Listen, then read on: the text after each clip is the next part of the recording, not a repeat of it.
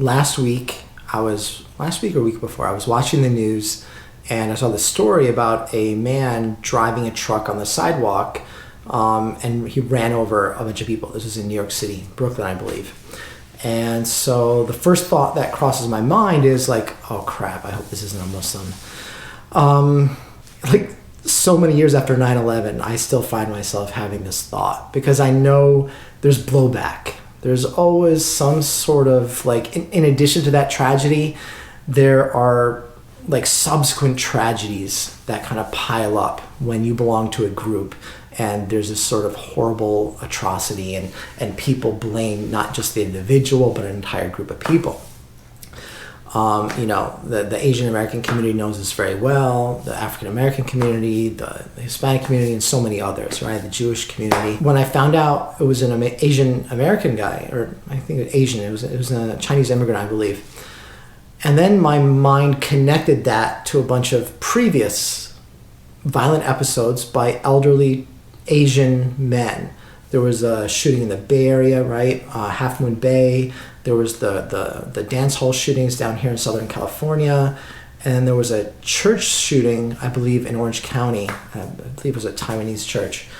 So my mind started making connections. But this larger idea that we see each other as groups, that we make these connections, it's a very human thing. It's a very human thing to organize the world and turn what seems chaotic into some sort of order. It's a very powerful thing that our brain does for us. It's also a very powerful thing that it identifies threats and really helps us to, find trends so that we can protect ourselves. Unfortunately, in this situation and many others, the conclusion our brain makes is not factual. It's very biased. It's very distorted. We connected the dots, but dots that really weren't there. Like I know this driver who just ran over people in New York City. We discovered that he had mental health issues. He's been dealing with this for years. He's been in and out of prison because of that.